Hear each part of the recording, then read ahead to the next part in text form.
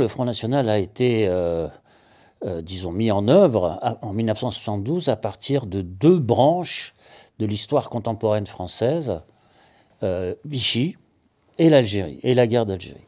Alors on pourrait croire à première vue que ce sont deux branches différentes, qu'elles sont presque à la limite contradictoires. En fait, non.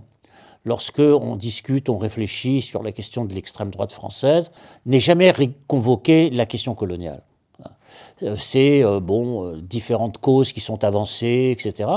Mais la question de la nostalgie de l'Empire, la nostalgie d'une sorte d'organisation de société coloniale hiérarchisée, sur un mode pyramidal, c'est-à-dire avec tout à fait en haut les métropolitains, les Européens, et puis tout à fait en bas les indigènes, toutes catégories confondues. C'est-à-dire, grosso modo, on vit ensemble, mais séparés, avec ceux qui sont en haut et puis ceux qui sont en bas. Et donc, c'est ce qu'on appelle le racisme colonial, tout simplement.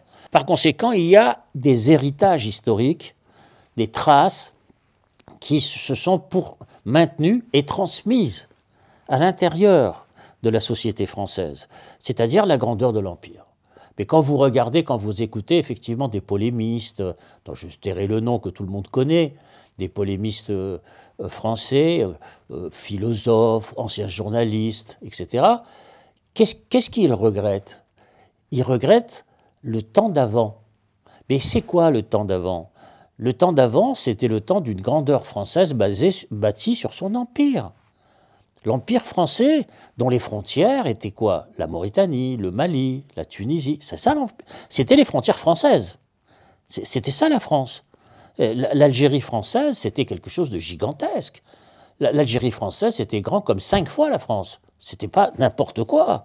C'était intégré à la France. Ça faisait partie de la France. Et donc, quand il dit c'était mieux avant, c'est quoi? C'est la grandeur de la nostalgie de ce temps qui a été perdu et de cette grandeur qui a été trahie. Et donc, il faut relever la grandeur française et, par conséquent, ne pas tolérer le fait que ceux qui ont voulu, entre guillemets, se séparer de cette grandeur française viennent à leur tour sur le territoire de la métropole. C'est ça qu'il faut. Le mécanisme est très important.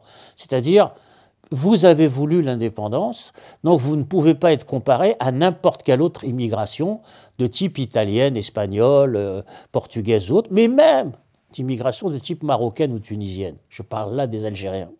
C'est-à-dire qu'eux sont vraiment au cœur, disons, de leur problématique, lorsque, par exemple, ils réclament sur la question de l'immigration un seul point, les accords de 68 qui doivent être abrogés.